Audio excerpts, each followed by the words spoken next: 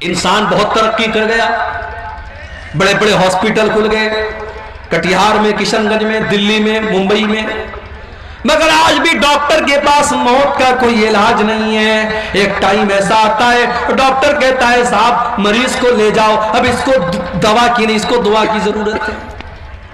ایک ایسا ٹائم آتا ہے ڈاکٹر بھی اپنے، پولیس والا بھی اپنے سر کی ٹوپی اتار دیتا ہے اور ڈاکٹر بھی اپنے سر کا رومال کھول دیتا ہے اور کہتا ہے اب ان کے پاس میرے پاس ان کا کوئی علاج نہیں، ان کی موت کا ٹائم آ چکا ہے۔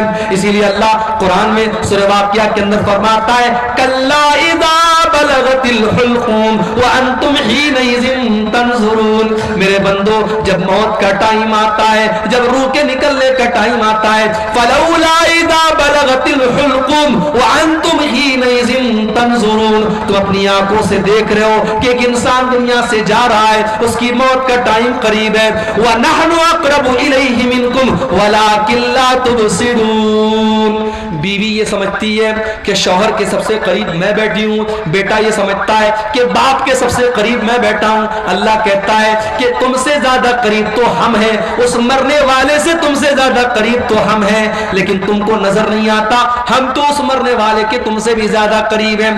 فلولا ان کنتم غیر مدینین ترجعونها ان کنتم صادقین، اگر تمہیں یہ لگتا ہے کہ تمہارے اوپر اللہ کا پاور نہیں ہے، اللہ کی طاقت نہیں ہے، تو ذرا مرنے والے کی روح کو واپس ڈال کر کے دکھا دو، ذرا موت سے اس کو بچا کر کے دکھا دو۔ تم نہیں دکھا سکتے، موت سے بچ نہیں سکتے۔ اور اسی لیے اللہ نے اپنے نبیوں کو بھی موت کے گھاٹ اتارا، نبیوں کو بھی موت آئی۔ سلیمان علیہ السلام اتنے بڑے نبی ہیں، جنات ان کے کنٹرول میں ہیں اور جنات ان کے حکم سے بیت المقدس کی تعمیر کر رہے ہیں۔ حضرت سلیمان ان کو ڈائریکشن دے رہے ہیں اور جنات بیت المقدس کی تعمیر کر رہے ہیں۔ سلیمان علیہ السلام لاٹھی کے سہارے کھڑے ہیں اور ان کو ڈائریکشن دے رہے ہیں، اور اسی حال میں سلیمان علیہ السلام کو موت آ گئی، لاٹھی پر ٹیک لگا کر کے کھڑے تھے، موت آ گئی، انتقال ہو گیا سلیمان علیہ السلام، آنکھیں کھلی ہے۔ جنات یہ سمجھ رہے ہیں کہ سلیمان علیہ السلام دیکھ رہے ہیں، وہ فٹافٹ اپنا کام کر رہے ہیں۔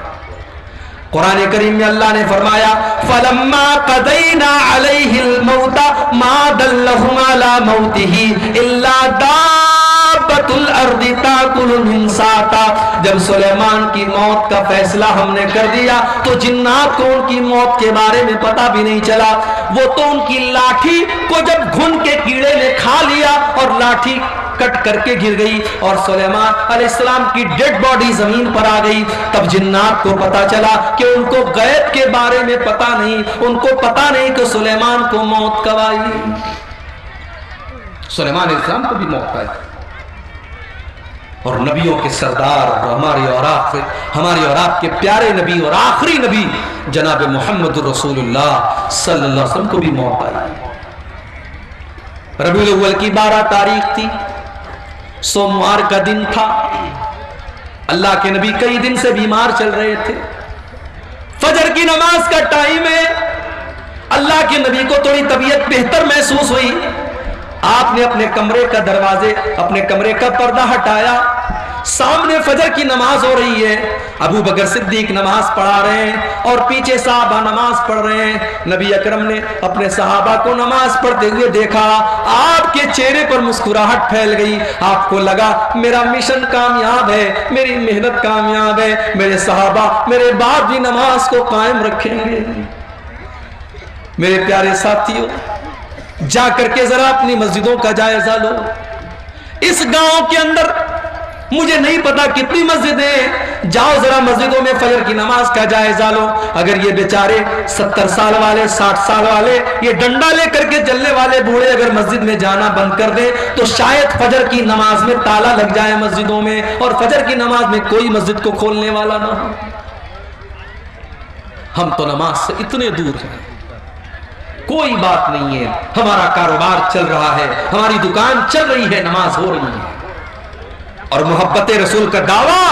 اللہ اکبر۔ ایک مرتبہ ربیع الاول کا مہینہ تھا، میرا پروگرام تھا کلیا چک میں، مالدہ میں، मालदा स्टेशन से कलिया चक जाने में आमतौर से 1 से 1.5 घंटा लगता है, मुझे 3 घंटे लग गए। रास्ते पर जुलूस निकल रहा था साहब। किसका जुलूस निकल रहा है? नबी के आशिकों का जुलूस निकल रहा है।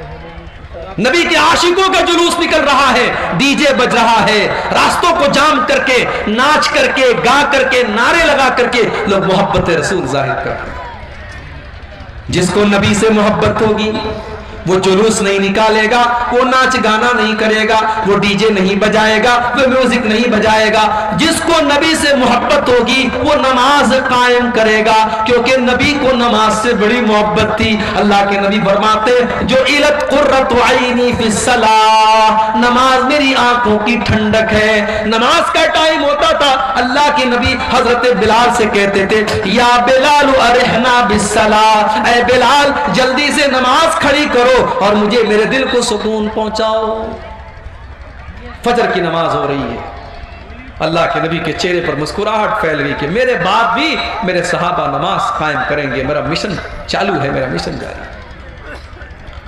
नबी अकरम ने जुबान से कुछ नहीं कहा है, पर्दा हटाया है और दरवाजे पर आकर के खड़े हैं। सहाबा को अपने नबी से इतना प्यार था, उन्होंने महसूस कर लिया, उनको अपने नबी की खुशबू महसूस हो गई। उनको पता चल गया कि अल्लाह के नबी अपने दरवाजे पर आए हैं। सहाबा ने नमाज की हालत में अबू बकर सिद्दीक को इशारा करना शुरू किया कि अल्लाह के नबी आ चुके, अब तुम पीछे आ जाओ, अल्लाह के नबी नमाज पढ़ाएंगे।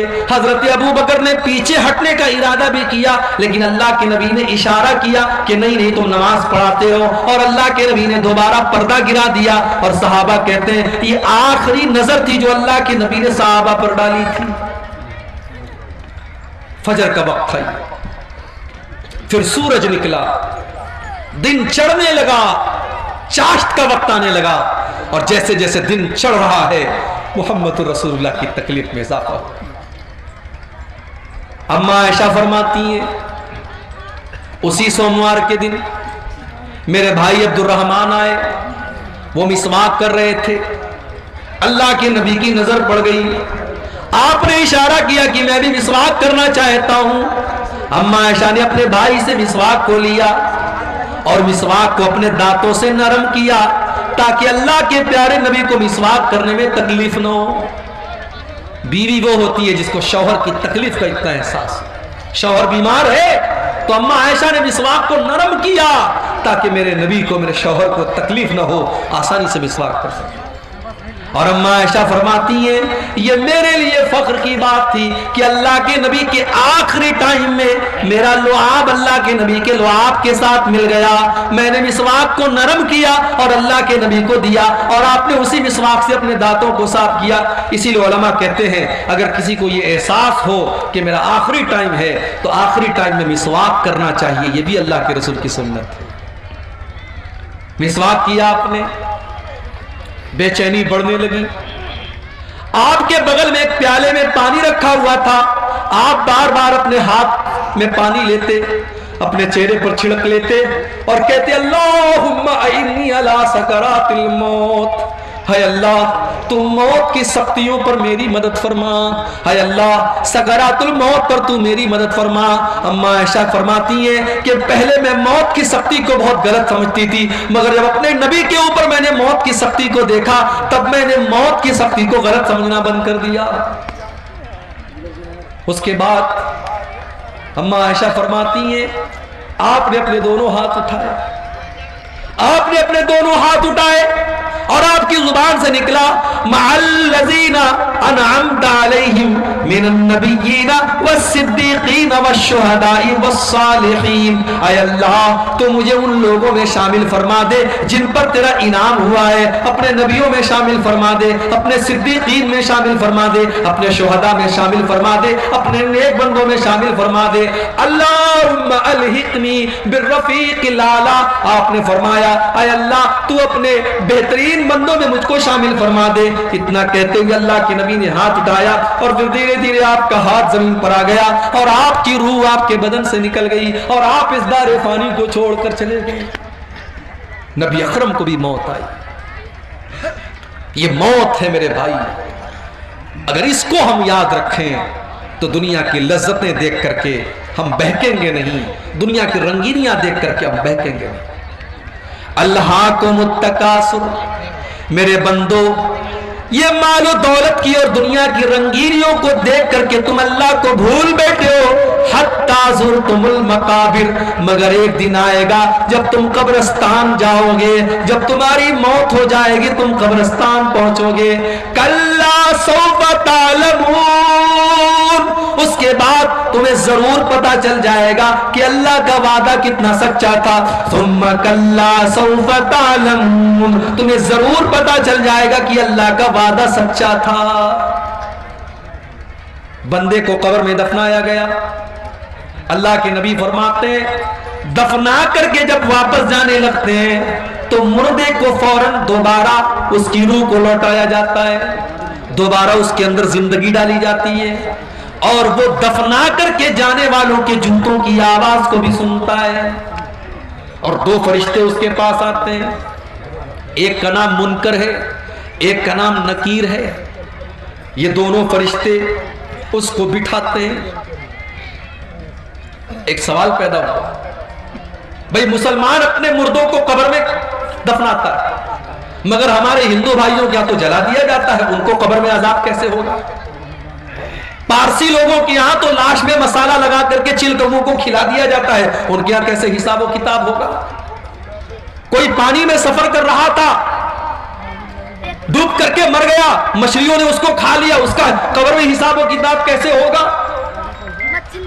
کوئی فلائٹ میں سفر کر رہا تھا اور فلائٹ میں حادثہ ہو گیا اور فلائٹ میں جتنے لوگ تھے سب مر گئے، چتلے اڑ گئے، ان کا حساب و کتاب کیسے ہوگا قبر کے اندر؟ تو یہ بات یاد رکھیے، ان اللہ علی کل شیء قدیر۔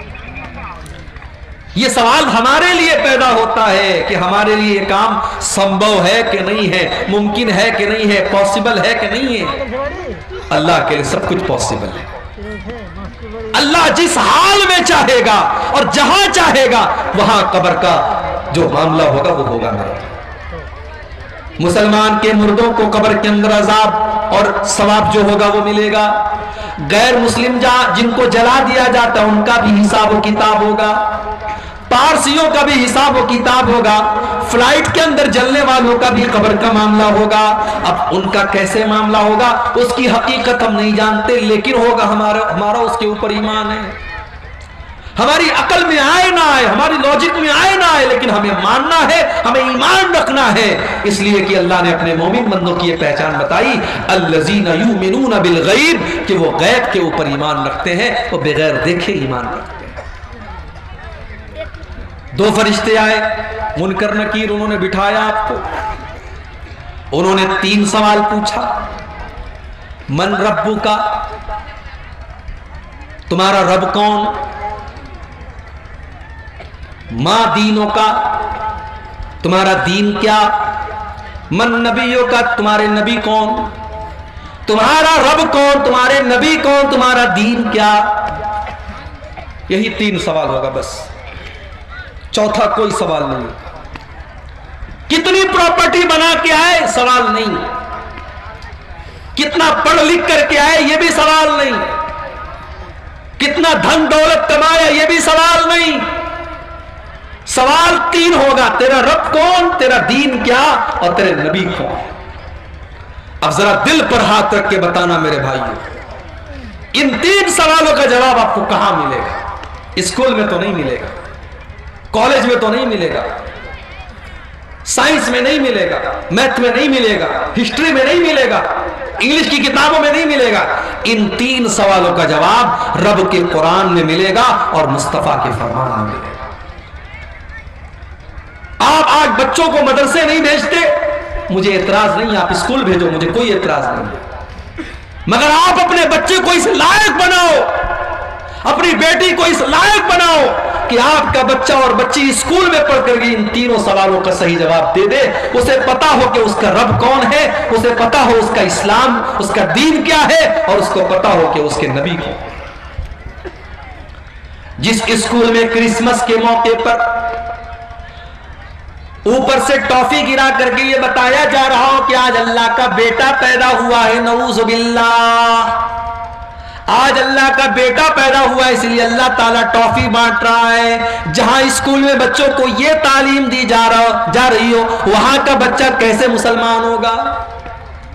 جہاں لڑکیوں کو یہ سکھایا جا رہا ہو کہ تمہارے بدن کا کوئی پردہ نہیں ہے، تم جیسے چاہے ویسے کپڑے پہن کر کے نکل سکتی ہو، وہاں پڑھنے والی لڑکی کہاں سے پردہ کرے گی اور اس کی آنکھوں میں کہاں سے شرم و حیا آئے گی؟ اسی لیے آج مسلمان لڑکیاں غیروں کے ساتھ فرار ہو رہی ہیں. نام تھا سلمہ بانو، نام تھا عائشہ بانو، اس نے نام رکھ لیا سنگیتا دیوی، سیتا دیوی، اس نے مذہب بھی تبدیل کر لیا، اس نے مرتد بھی ہو گئی. وہ کتنی مثالیں موجود ہیں. آفتاب اور شردا کی کہانی تو بہت میڈیا والوں نے چلائی، مگر اس جیسی لاکھوں کہانیاں جہاں مسلمان لڑکیوں کو باقاعدہ جال میں پھنسایا گیا اور ان کو مرتد بنایا گیا اور مار کر کے عزت لوٹ کر کے ختم کر دیا گیا، ان کہانیوں کو کوئی میڈیا والا چلانے کو تیار نہیں ہے. اور آج تو میڈیا والوں کو بھی خریدا جا رہا ہے. اس ملک میں ایک چینل تھا، نیوز چینل، جو تھوڑی بہت سچائی دکھاتا تھا، اس کو بھی بہت بڑے لوگوں نے خرید لیا. یہ الگ بات ہے کہ ایک ایسا بھی جرنلسٹ تھا، ایک ایسا بھی پترکار تھا، صحافی تھا، وہ نہیں بکا. اس نے کہا میں این ڈی ٹی وی سے استعفیٰ دے دوں گا، مگر میں جھوٹ کا ساتھ نہیں دے سکتا. اللہ ایسے پترکاروں اور ایسے جرنلسٹ کی حفاظت کرے اور انہیں اور سچ بولنے کی توفیق عطا فرمائے. میرے بھائیوں، آپ سوچئے کہ آج ہماری بیٹیوں کے پاس دین کی تعلیم نہیں ہے، انہیں ایمان کی اہمیت نہیں پتا، اور قبر میں یہی 3 سوال پوچھا جائے گا: تیرا رب کون ہے، تیرے نبی کون ہے، تیرا دین کیا ہے. اچھا، اگر ہم دنیا میں رٹ لیں میرا رب اللہ ہے، میرا دین اسلام ہے، میرے نبی محمد ہے، رٹنے سے کام نہیں چلے گا. رٹنا نہیں ہے. اگر آپ چاہتے ہیں کہ قبر میں آپ کے منہ سے صحیح جواب نکلے تو آپ کو اللہ والی زندگی گزارنی پڑے گی. اگر آپ چاہتے ہیں کہ قبر میں آپ کے منہ سے نکلے میرا دین اسلام ہے تو آپ کو اسلام پر چلنا پڑے گا. آپ کی زندگی اسلام والی ہوگی تب قبر میں صحیح جواب نکلے گا. اگر آپ چاہتے ہیں کہ قبر میں جب فرشتہ پوچھے تیرے نبی کون ہے اور آپ کے منہ سے یہ نکلے میرے نبی محمد صلی اللہ علیہ وسلم ہے، تو آپ کو اللہ کے نبی کے طریقے پر زندگی گزارنی پڑے. جو بندہ مومن ہوگا، جس نے ایمان والی زندگی گزاری ہوگی، وہ ان 3 سوالوں کا صحیح جواب دے گا. وہ کہے گا میرا رب اللہ ہے، میرا دین اسلام ہے، میرے نبی محمد ہے. فرشتہ پوچھے گا وما یدریکا، تجھے ان 3 سوالوں کا جواب کیسے پتا چلا؟ بندہ کہے گا قرأت کتاب اللہ، میں نے قرآن کو پڑھا تھا، میں نے حدیثوں کو پڑھا تھا، میں نے اللہ اور اس کے رسول کی باتوں کو پڑھا تھا. آج کون پڑھتا ہے؟ کون پڑھتا ہے قرآن کو آج؟ پہلے تو بوڑھی عورتیں گھر میں رہتی تھی، وہ بیچاری صبح صبح قرآن پڑھتی تھی. اب تو وہ بوڑھیاں بھی ختم ہو گئی. اب کی تو عورتیں وہ ہیں کہ صبح کو وہ اٹھتی ہیں تو موبائل پر سیریل دیکھتی ہیں، پہلے رات کو بستر پہ سونے لگتی ہیں تو سیریل دیکھتی ہیں. نوجوان کو گانا سننے سے فرصت نہیں، بڈھوں کو گانا سننے سے فرصت نہیں. آج ہمارے گھروں میں قرآن کون پڑھتا ہے؟ میرے بھائی اپنے دل پر ہاتھ رکھ کر کے بتاؤ کہ آخری ٹائم آپ نے قرآن کو کب پڑھا؟ ہم نے قرآن کے ساتھ بہت ناانصافی کی، اور کل قیامت کے دن اللہ کے نبی ہمارا گریبان پکڑیں گے، اور اللہ کے نبی قیامت کے دن اللہ کی بارگاہ میں کہیں گے وقال الرسول یا رب ان قوم اتخذوا هذا القرآن مہجورا. اللہ کے رسول کہیں گے اے اللہ میری اس قوم نے قرآن کو چھوڑ دیا تھا، قرآن کو چھوڑ دیا تھا.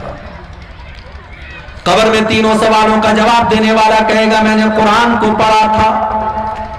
اور جو انسان کافر تھا، منافق تھا، اسلام پر نہیں چلتا تھا، اس کے منہ سے صحیح جواب نہیں نکلے گا. وہ چاہ کر کے بھی صحیح جواب نہیں دے پائے گا. اس کے منہ سے بس ایک ہی جواب نکلے گا ہاں لا ادری، ہائے ہائے میں نہیں جانتا. فرشتہ کہے گا تو نہیں جانتا اس لیے کہ ما دریت وما تلیتا، نہ تو نے علم حاصل کیا، نہ تو نے قرآن پڑھا، نہ تو نے حدیث پڑھی، نہ تو نے علماء سے علم حاصل کیا، نہ تو مدرسے گیا، نہ تو نے علماء سے سیکھا، نہ تو نے علم حاصل کیا، نہ تو نے خود پڑھنے کی کوشش کی. تو اللہ نے فرمایا کلا سوف تعلمون، ان قریب تم جان جاؤ. ثم کلا سوف تعلمون، تم ضرور جان جاؤ گے اپنی حقیقت کو. کلا لو تعلمون علم الیقین، میرے بندو اگر تم یقین کی نظر سے قبر کا منظر دیکھ لو تو اپنے مردوں کو دفنانا بند کر دو گے۔ اگر قبر کے اندر جو عذاب ہو رہا ہے، اگر وہ عذاب ہماری آنکھوں کے سامنے آ جائے میرے بھائی، تو کوئی اپنے باپ کو قبرستان لے کے نہیں جائے گا، کوئی اپنے بیٹے کو قبرستان لے کے نہیں جائے گا۔ اللہ کے نبی فرماتے ہیں کہ اگر مجھے اس بات کا ڈر نہ ہوتا کہ تم اپنے مردوں کو دفنانا بند کر دو گے تو میں اللہ سے دعا کرتا کہ وہ عذاب قبر کی آواز تم کو سنا دے، لیکن ہم سن لیں گے تو مردوں کو دفنانا بند کر دیں۔ کلا لو تعلمون علم الیقین، میرے بندو اگر تم یقین کی نظر سے قبر کے عذاب کو دیکھ لو، اللہ کے عذاب کو دیکھ لو تو تمہارا کیا حال ہوگا؟ لَتَرَوُنَّ الْجَحِيمَ، تم ضرور جہنم کو دیکھو گے۔ جہنم، ہائے ہائے، اب یہ پورا ایک ٹاپک ہے کہ جہنم کیسی ہے اور کیا ہے۔ کبھی انشاءاللہ آپ کے علاقے میں موقع ملا تو تقریر اس پر ہوگی کہ جہنم کیسی ہے۔ اتنا سمجھ لیجئے کہ تکلیف اور ٹارچر کی آخری حد ہے جہنم۔ جہنم وہ جگہ ہے جہاں آپ موت کی آرزو کریں گے مگر موت نہیں ملے گی۔ جہنم وہ جگہ ہے جو اللہ نے اپنے نافرمانوں کے لیے سزا کے طور پہ تیار کر کے رکھی۔ کلما نضجت جلودہم بدلناہم جلودا غیرہا لیذوقوا العذاب، جب جہنمیوں کے چمڑے جہنم کی آگ میں جلنے لگیں گے تو ہم ان کے اوپر نیا چمڑا چڑھا دیں گے تاکہ بار بار جلنے کی تکلیف ان کو محسوس ہو۔ جہنمیوں کو آگ کا بستر دیا جائے گا، ان کو ایسا پھل دیا جائے گا جس کو کھانے کے بعد ان کا پیٹ انگارہ بن جائے گا، اس کو کڑوا کسیلا جہنمیوں کا پیپ اور مواد پلایا جائے گا۔ لَتَرَوُنَّ الْجَحِيمَ، میرے بندو تم جہنم کو ضرور دو۔ میرے بھائیوں، آج اگر دنیا میں کوئی جل جائے اس کی لاش کو دیکھ کر کے ہم برداشت نہیں کر سکتے۔ سوچو میرے بھائیوں، ہمارے بیٹے اور بیٹیاں جہنم کی آگ میں جلے، ہم یہ کیسے گوارا کر سکتے ہیں؟ ہماری بیوی، ہمارا پریوار جہنم کی آگ میں جلے، ہم یہ کیسے گوارا کر سکتے ہیں؟ لَتَرَوُنَّ الْجَحِيمَ، میرے بندو تم ضرور جہنم کو دیکھو گے۔ ثُمَّ لَتَرَوُنَّهَا عَيْنَ الْيَقِينَ، تم یقین کی نظروں سے جہنم کو دیکھو گے۔ ثُمَّ لَتُسْأَلُنَّ يَوْمَئِذٍ عَنِ النَّعِيمِ، اور دنیا میں ہم نے جو نعمتیں دی ہیں ان نعمتوں کا تم کو قیامت کے دن حساب دینا پڑے گا۔ ایک واقعہ سنا کر کے بات ختم کر رہا ہوں، رات کافی ہو گئی۔ آپ کو اچھا کھانا مل رہا ہے، اچھے مکان میں آپ رہتے ہیں، آپ کے بال بچے تندرست ہیں، آپ کو اللہ نے اگر ان نعمتوں سے نوازا ہے، ان نعمتوں کا حساب اللہ کی بارگاہ میں آپ کو دینا پڑے گا۔ صحیح ابن حبان کی روایت ہے، ایک دن حضرت عمر فاروق اپنے گھر سے نکلے، دوپہر کا ٹائم تھا، گھر سے نکلے، راستے میں ابو بکر صدیق سے ملاقات ہوئی۔ ابو بکر صدیق نے پوچھا کہ اے عمر کیا بات ہے، دوپہر میں کیوں نکلے ہو؟ حضرت عمر نے سچ بات بتا دی، کہا کہ ما اخرجنی الا الجوع، اے ابو بکر کیا بتاؤں، بہت تیز بھوک لگی ہے، کئی دنوں سے کھانا نہیں کھایا ہے، میں بھوک سے پریشان ہو کر کے نکلا ہوں۔ حضرت ابو بکر صدیق نے کہا اللہ کی قسم، جس وجہ سے تم نکلے ہو اسی وجہ سے میں نکلا ہوں، میں نے بھی کئی دن سے کھانا نہیں کھایا ہے، میں بھی بھوک سے پریشان ہو کر کے نکلا۔ تھوڑی دیر کے بعد اللہ کے پیارے نبی نکلے، دیکھا کہ ابو بکر موجود ہے، عمر موجود ہے۔ اے ابو بکر، اے عمر کیا بات ہے، اتنی دوپہر میں کیوں نکلے ہو؟ دونوں نے کہا کہ اے اللہ کے نبی ہم بھوک سے پریشان ہو کر کے نکلے۔ آپ نے فرمایا اے ابو بکر، اے عمر، واللہ ما اخرجنی الا الجوع، میں بھی بھوک سے پریشان ہو کر کے نکلا ہوں۔ ہمارے پاس آج چین سے روٹی مل رہی ہے، چین سے چاول مل رہا ہے، کھا رہے ہیں، پی رہے ہیں، کتنی بڑی نعمت ہے میرے بھائی۔ یہاں اللہ کے نبی ہیں، ابو بکر ہیں، عمر ہیں، دنیا کے اللہ کے نبی ہیں، اور نبی کے بعد دنیا کی سب سے مہان دو ہستیاں ہیں، اور یہ تینوں لوگ بھوکے ہو کر کے نکلے ہیں۔ اللہ کے نبی نے کہا چلو ابو ایوب انصاری کے گھر چلتے ہیں. یہ ابو ایوب انصاری کون تھے؟ یہ وہی صحابی تھے جب اللہ کے نبی مدینہ پہنچے تھے تو آپ کی اونٹنی ان کے دروازے کے پاس بیٹھی تھی اور آپ نے انہی کے گھر میں قیام کیا تھا. اور یہ اللہ کے نبی کے میزبان تھے. اللہ کے نبی کی عادت تھی کہ روزانہ ابو ایوب انصاری کے گھر جاتے تھے اور ابو ایوب انصاری کچھ ناشتہ آپ کو کراتے تھے. دوپہر کا ٹائم تھا. اللہ کے نبی گئے, دروازہ کھٹکھٹایا. بیوی نے دروازہ کھولا, ام ایوب نے دروازہ کھولا. دیکھا کہ اللہ کے نبی اور ابو بکر اور عمر موجود ہیں. ام ایوب نے کہا مرحبا, خوش آمدید, ویلکم, سواگت. اے اللہ کے نبی آپ میرے گھر پر پدھارے ہیں, آپ میرے گھر پر آئے ہیں, یہ تو میرے لیے بڑی قسمت کی بات ہے. اے اللہ کے نبی آپ جلدی سے گھر میں تشریف لائیں. نبی اکرم نے پوچھا ابو ایوب انصاری ہیں گھر پہ؟ اے اللہ کے نبی وہ تو کھیت میں کام کر رہے ہیں. ابھی یہ بات چیت چل ہی رہی ہے کہ ابو ایوب انصاری کھیت میں کام کر رہے ہیں اور کانوں میں اللہ کے نبی کی آواز پہنچی. آئے دروازے پر اور خوش ہو کر کے کہنے لگے آج تو میری بڑی خوش نصیبی کی بات ہے, اللہ کے رسول میرے گھر پہ آئے ہیں, ابو بکر میرے گھر پہ آئے ہیں, عمر میرے گھر پہ آئے ہیں. تینوں لوگ گھر میں داخل ہوئے. ابو ایوب انصاری نے پوچھا اے اللہ کے نبی آپ تو شام کے ٹائم آتے تھے, دوپہر کے ٹائم آپ نہیں آتے تھے, کیا بات ہے؟ اے ابو ایوب بہت تیز بھوک لگی ہے, کچھ کھانے کا لاؤ. اے اللہ کے نبی ابھی لاتا ہوں. جلدی سے دوڑے گئے اور کھجوروں کی ہر ٹائپ کی کھجوروں کا گچھا توڑ کے لے آئے. کچھ پکی کھجوریں تھی, کچھ کچی کھجوریں تھی, کچھ تر کھجوریں تھی, کچھ سوکھی کھجوریں تھی. ساری کھجوروں کا گچھا لے کے آ گئے. ٹھنڈا ٹھنڈا پانی لے کے آ گئے. اپنی بیوی سے کہا تو روٹی بنا, اور بکری کو پکڑ کے لائے اور بکری کو ذبح کرنے لگے. نبی اکرم نے پوچھا کہ یہ دودھ دینے والی بکری تو نہیں ہے؟ کہا نہیں ہے اللہ کے نبی. کہا ٹھیک ہے ذبح کر دو. بکری ذبح کر دی. گوشت تیار ہو گیا, روٹی تیار ہو گئی, کھجور کھائی جا رہی ہے, پانی پیا جا رہا ہے. نبی اکرم نے فرمایا اے ابو ایوب یہ بکری کا گوشت ہو سکے تو تھوڑا فاطمہ کے گھر بھجوا دینا, اس نے کئی مہینوں سے گوشت نہیں کھایا ہے, ہو سکے تو میری بیٹی کے گھر یہ گوشت بھجوا دینا.